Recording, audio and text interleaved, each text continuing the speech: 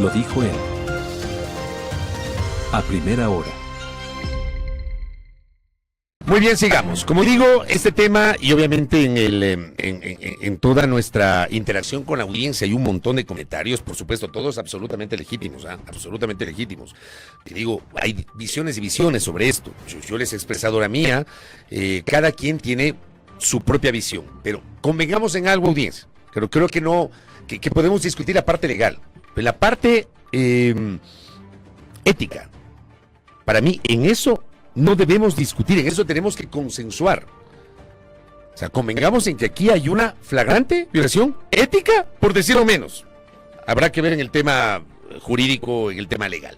Está con nosotros Roger Celi, conectado a esta hora de la mañana. Él es el director del Observatorio Legislativo, que es este esfuerzo de la Fundación Ciudadanía y Desarrollo que permanentemente nos permite analizar y conocer los temas relacionados con el Parlamento ecuatoriano. Roger, bienvenido. Le saludamos mi compañera Andrea Orbes Altos y quien le habla Fabricio Vela. ¿Cómo le va?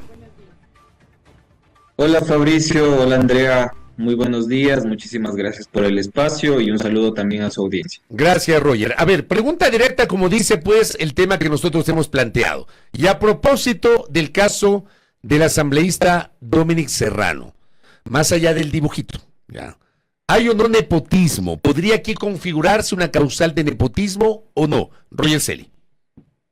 No, desde la lectura de la Ley Orgánica de la Función Legislativa, lo que sí hay es una influencia posiblemente indebida a la hora de contratar asesores en la Asamblea Nacional, pero no se configura como nepotismo, dado que el legislador hábilmente en 2020 quitó una restricción que había en una norma de 2014 en el Reglamento Interno del Talento Humano y dejó la puerta entreabierta para este tipo de contrataciones que según la Ley Orgánica de la Función Legislativa, norma especializada para la Asamblea, no hay nepotismo, pero sí hay un problema ético bastante serio. Expliquemos justamente, Roger, y profundicemos en aquello. ¿Por qué desde su punto de vista, legalmente no hay nepotismo, pero sí se podrían configurar otro tipo de situaciones? Por favor. A ver, la Ley Orgánica de la Función Legislativa en el artículo 159 establece como espíritu de la ley que se reglamenten las inhabilidades para que una persona, un profesional, pueda ser asesor parlamentario. En este reglamento, en 2014, se incluyó de manera taxativa la prohibición. Y me permito citar para ser más precisos. ¿Qué decía el reglamento de talento humano en la presidencia de Gabriela Rivadeneira? En este caso decía: es una inhabilidad para ser asesor o asistente el ser pariente en cuarto grado de consanguinidad y segundo de afinidad con el presidente de la Asamblea y cualquier asambleísta principal. Es decir, si tú eras familiar de algún legislador, tú ya no podías ser contratado como asesor o asistente. En 2020, ¿qué pasó? Se agregó una pequeña frase que le da otra interpretación o otra disposición a esta norma. En el 2020, la presidencia de César Litardo se colocó el mismo texto, pero adicionalmente se colocó que para el caso de servidores que laboren en su despacho, es decir, en contrataciones que tengan que ver con el legislador que solicita la contratación al presidente de la Asamblea Nacional en función de las personas de su despacho. Esto abrió la puerta a que familiares de un legislador puedan trabajar en otro despacho sin que esto se configure en nepotismo conforme fue diseñada la norma, en este caso secundaria, el reglamento de talento humano. Doctor, quiero preguntarle también, justamente Fabricio ponía en su cuenta de X un poco el comentario que hemos tenido el día de hoy, y Carlos Jaramillo, o alguien que está dentro de esta plataforma, decía que él desentía de esa postura, claro, ¿no? Carlos disiente de esa postura, ¿cierto? Él decía que la LOCEP es muy clara, voy a leer lo que él pone: no solo es nepotismo cuando el pariente es la autoridad nominadora, incluye a los miembros de todo el cuerpo colegiado. Hay varios pronunciamientos de la Procuraduría, entonces yo abro justamente el artículo 6 de la LOCEP, que es lo que él está poniendo justamente en su comentario.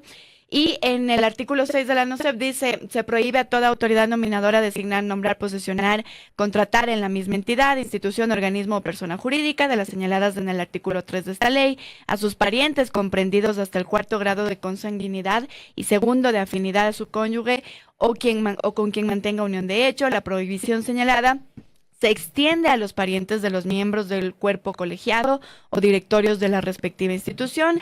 También se extiende a los parientes de las autoridades de las superintendencias respecto de las instituciones públicas que son reguladas por ellos. Viene un párrafo en donde se habla del cónyuge y luego dice: en el caso de delegación de funciones, la delegada o delegado no podrá nombrar en un puesto público ni celebrar contratos laborales, contratos de servicios, viene este tema de contratos, y el siguiente párrafo pone: en caso de que exista conflicto de intereses entre servidores públicos de una misma institución que tengan entre sí algún grado de parentesco de los establecidos en esta ley y deban tomar decisiones en relación al citado conflicto de interés, informarán a su inmediato superior sobre el caso y se excusarán inmediatamente de seguir conociendo el procedimiento controvertido mientras sus superiores resuelven lo pertinente. En ese caso, entonces, en lo que dice este artículo 6 de la LOCEP, ¿cómo se trata el tema legal? ¿Es o no? Y yo le insisto en esta pregunta: ¿es o no legal? ¿Es o no nepotismo? Ya, está perfecto el análisis del razonamiento que se hace con los CEP, pero son dos ámbitos distintos que hay que separar e identificar. Para la contratación del personal parlamentario se aplica la Ley Orgánica de la Función Legislativa y el Reglamento Interno de Talento Humano. Hasta ahí, todo bien, no éticamente, por supuesto. ¿Qué es lo que pasa? Cuando la Contraloría General del Estado, como ya ocurrió en el caso del Distrito Metropolitano de Quito, en el examen especial que se hizo, que les puedo decir el número también para que la ciudadanía lo conozca, es el DNA 5GA 2022-2023, en el cual se estableció efectivamente que como cuerpo colegiado también se incurrió en nepotismo en el Consejo Municipal del Distrito Metropolitano de Quito. Pero el informe de Contraloría también detalla que la norma no es clara para poder sancionar nepotismo. Entonces, ¿qué hizo la Contraloría en el caso de ese informe?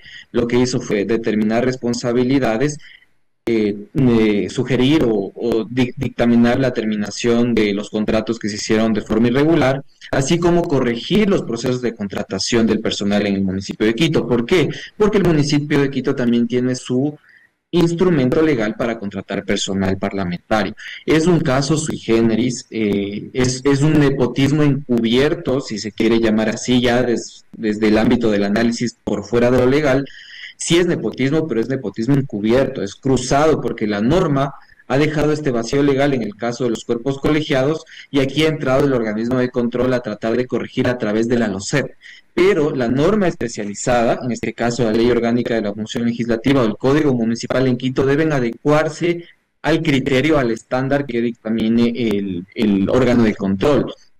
En este caso, ¿qué es lo que hace falta? Es que la Contraloría General del Estado haga un examen especial, más allá de la decisión que pueda tomar el presidente de la Asamblea Nacional, que por supuesto posiblemente sea una decisión política al respecto de aplicar la norma conforme pues esté el clima político. Entonces, sí, efectivamente, hay la Ley Orgánica de la Función Legislativa para contratar, para administrar, incluso para sancionar, pero también hay la LOCEP en este caso, que ha sido utilizada por un organismo de control como la Contraloría General del Estado. A mí, lo que usted acaba de explicar me queda absolutamente claro, en el sentido de que aquí, de alguna manera, podría haber una suerte de contradicción entre las normas. Y claro, usted nos explica lo que dice la Ley Orgánica de la Función Legislativa. Por eso yo coincido con usted en mi comentario. Obviamente, no todos coinciden con aquello. Yo publicaba ayer que puede ser impopular lo que escribí ayer en mi cuenta de X y lo comenté hace minutos en este espacio, pero termina siendo real. El tema... Y no nos desviemos de esa parte, porque para mí hay un conflicto ético horroroso, un caso de viveza criolla, de zapada, llámelo como usted quiera. ¿Cómo enfrentamos ese tipo de casos de viveza o de zapada, Roger? A ver, en este caso, ni siquiera creo que la norma es suficiente para lograr generar una mejor conducta de nuestros legisladores. Y no solo es este caso. Desafortunadamente ya hemos visto que las denuncias que antes sí al menos ocurrían regularmente al respecto de los diezmos ya no se están dando. Se sabe entre pasillos que ocurren todavía los diezmos en la Asamblea Nacional, que muchos llegan incluso hasta el 50%. Ese es un secreto a voces, ¿no? Un secreto a voces en el Parlamento y no pasa nada. La gestión de cargos públicos también, Fabricio, que a propósito es sancionada con la destitución del legislador en el caso de que prospere un proceso de destitución. Pero hay un espíritu de cuerpo en la legislatura que no permite que haya una depuración. Pero vamos un paso más atrás y es un paso ya más estructural que hemos insistido y a veces parecemos disco rayado. Los partidos políticos finalmente son los que deben, en primer lugar, formarse, luego formar a sus cuadros y luego entender cómo generar disciplina partidista que no permita que esto vuelva a ocurrir. Hablamos de un nuevo parlamento, pero realmente estamos viendo las mismas prácticas. Pero más allá de eso, Fabricio, que insisto, puede sonar a disco rayado, a un discurso que siempre lo mencionamos, hay organismos internacionales como la Unión Interparlamentaria que al menos sugieren que los parlamentos generen tres capacidades institucionales para evitar que la asesoría política se convierta en un tema de gestión de cargos públicos o que el Parlamento se convierta en una agencia de empleos. La primera es que al menos el staff parlamentario supere al número de asesores políticos personales de los legisladores o del partido. Y no, cuando fue la muerte cruzada vimos que al menos el 90% del personal parlamentario era de libre nombramiento y remoción y más de 1.000 personas salieron de la Asamblea Nacional, quedaron apenas menos de 100 personas. Lo propio ocurre actualmente. Existe un alto nivel de rotación del personal parlamentario porque primero, no se ha aprobado por parte del Consejo de Administración Legislativa el reglamento de plan de carrera legislativa que ya va muchos años dispuesto en la Ley Orgánica de la Función Legislativa. En segundo lugar, lo que plantea este organismo internacional es que hayan concursos públicos de contratación del personal parlamentario, del staff, del famoso staff que tienen casi todos los parlamentos del mundo, excepto Ecuador, dado que cuando se configura la nueva Asamblea Nacional, lo primero que se mira es quién logra la presidencia de la Asamblea Nacional para saber cuántos puestos puedo determinar para mi partido político. Eso está ocurriendo en el país. Y en tercer lugar, pues, la Unión Interparlamentaria recomienda que hayan procesos de formación permanente y evaluaciones periódicas al personal parlamentario. Yo he visto que hay intentos de formación a los nuevos asesores, muchos que llegan sin experiencia o sin formación académica, porque, ojo, la ley también lo permite, pero luego a la hora de evaluarlos, pues no existen, al menos de forma transparente, criterios de evaluación que permitan ver si es que realmente están haciendo un buen trabajo o no. Quiero concluir diciendo que la Asamblea Nacional es un órgano eminentemente político, eso no lo podemos evitar, es así, así funciona, pero debe fortalecer su institucionalidad para poder funcionar a futuro. De lo contrario, este discurso de que la Asamblea no sirve, que la Asamblea debe ser disuelta y que no es útil para la ciudadanía, pues va cobrando sentido y es peligroso para una democracia. Doctor, y en otros, digamos, y bueno, si ya dejamos de lado el tema del nepotismo, ¿qué hacer o podría configurarse, por ejemplo, en un tráfico de influencias o tal vez en una sanción por violar, si se quiere, el código de ética de la Asamblea? Porque hay un código de ética de la Asamblea que, entre otras cosas, dice que, digamos, no se debería gestionar incluso nombramientos y entre otras, doctor. La cuestión aquí es cómo se lo va a aprobar. Si es que no se cuentan con una denuncia, al menos que pueda determinar que esto ha ocurrido, es complicado. En primer lugar, iniciar un proceso en el Comité de Ética de la Asamblea Nacional para el asambleísta, el cual podría determinar la recomendación de su destitución. Pero, insisto, eso debe hacerse con base en pruebas. Ojo, estoy hablando dentro de la institución parlamentaria. Luego, lo que hemos visto que políticamente se ha apuntado es hacia algo que, digamos, puede ser bastante subjetivo, que es el hecho de que el legislador haya estado dibujando en la comisión. Es a donde se ha apuntado porque, a propósito, existe una norma que es bastante subjetiva también, la Ley Orgánica de la Función Legislativa, que habla al respecto de el comportamiento del legislador y la posible lesión a la imagen institucional de la Asamblea Nacional, lo cual es sancionado con una suspensión de hasta 8 días sin remuneración. Pero lo segundo es complejo. Además, si es que esto escala a la arena de la justicia ordinaria, recordemos que los legisladores tienen una inmunidad parlamentaria que, por supuesto, políticamente podría ser protegida por la bancada que está actualmente en el oficialismo, en el gobierno.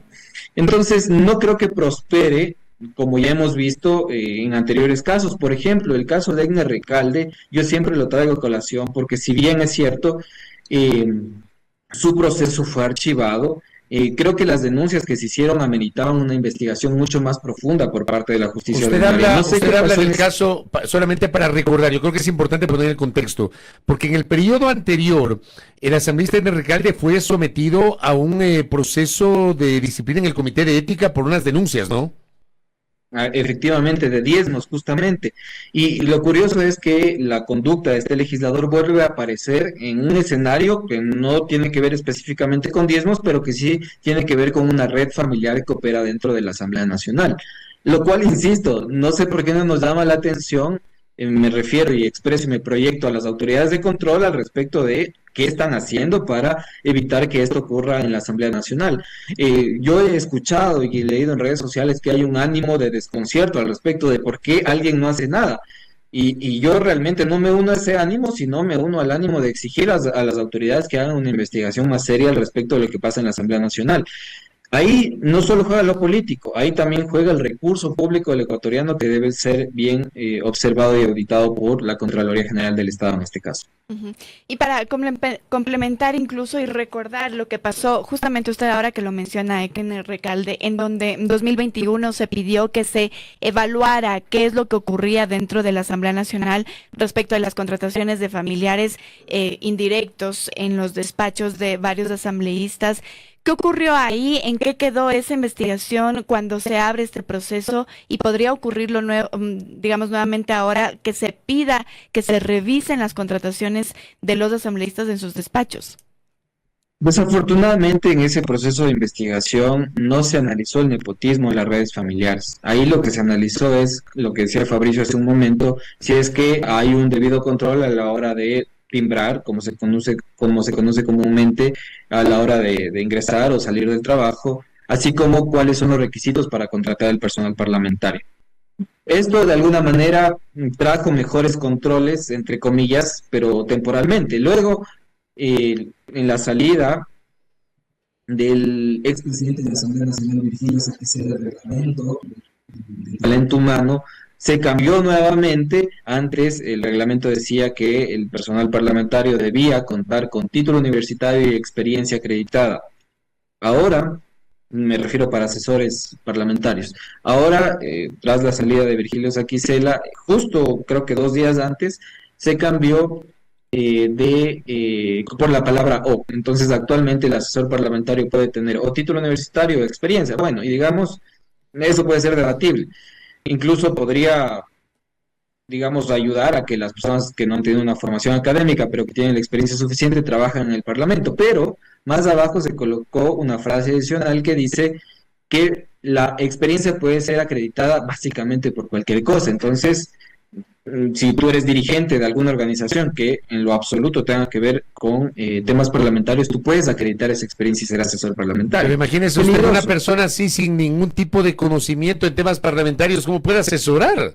O sea, puede tener experiencia en otros rubros, ¿no? Un recorrido importante en otras actividades, pero no en los temas legislativos. Se supone que en la Asamblea, parte del deber ser del Parlamento es legislar, crear leyes.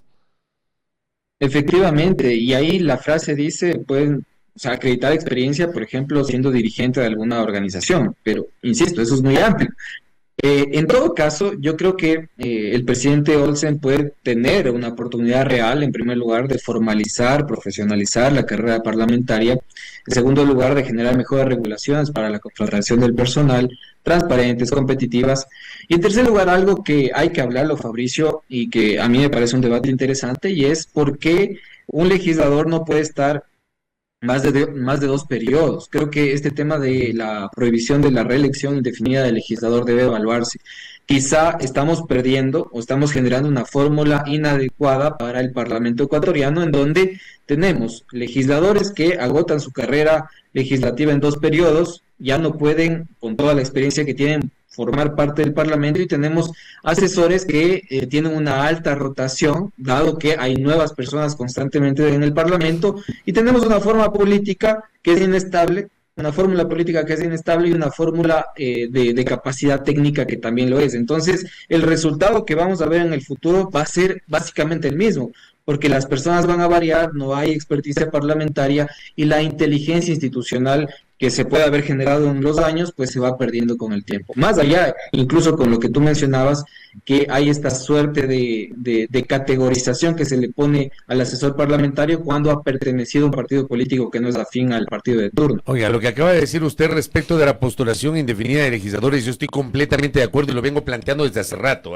Me parece a mí que se debería regresar a la posibilidad de establecer una carrera legislativa con los parlamentarios, que no se queden solamente en 2 periodos. Imagínense, una persona que, no sé, a los 25 años llega a ser legislador, resulta que a los 33 años ya no puede volver a ser legislador, luego de dos procesos. Me parece a mí que es un tema que en algún momento habría que debatirlo. Iba a preguntar a usted algo, André. No, con eso a mí me queda ya más claro. Una cosa más, Roger, antes de cerrar, que es un tema que yo también he planteado.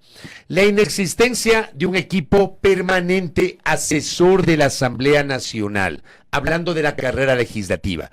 ¿Por qué cree usted que esto no se ha logrado, no ha logrado cuajar nunca en el Parlamento?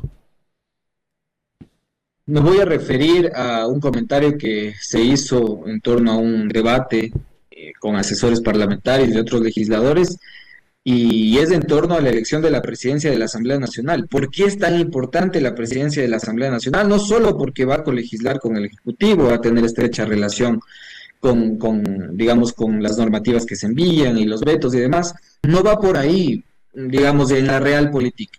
Lo que pasa es que la presidencia de la Asamblea Nacional es atractiva por la designación de más de 1.300 contratos que posiblemente sirven para pagar los favores políticos que se dan en campaña y para configurar una dinámica de poder con otras organizaciones políticas al respecto de quién se contrata o no se contrata, no solo para asesores y asistentes parlamentarios, sino también para las comisiones. Entonces, no conviene, Fabricio, no es rentable política y económicamente porque son más de 1.000 partidas presupuestarias que pueden servir para operar la política. Es por eso que la recomendación de la Unión Interparlamentaria es que no dice un número, por supuesto, pero dice que el staff parlamentario de carrera, es decir, esas personas que están permanentemente en la Asamblea Nacional, debe superar en número al asesor político partidista o de legislador, que es distinto. Eso, desafortunadamente, por esta falta de rentabilidad, entre comillas, política, no se va a dar. Correcto, Roger, me queda claro y yo creo que esto debería abrir en un país medianamente decente, con una política medianamente decente, la necesidad de una discusión mínima sobre esto. Insisto, y yo suscribo mucho de lo que ha dicho. Podemos discutir y discrepar sobre el tema legal, pero en lo ético creo que todos deberíamos hacer causa común sobre estos casos de viveza criolla que deben ser rechazados por la sociedad. Roger Celi, gracias por el tiempo, le envío un abrazo. Muchas gracias, Roger. Un abrazo, que tengan un excelente día. Hasta luego. Gracias a Roger Celi, quien es parte del Observatorio Legislativo, que pertenece a la Fundación Ciudadanía y Desarrollo, analizando lo que está pasando en la Asamblea Nacional. Primera plana. Todas las noticias, todas las voces.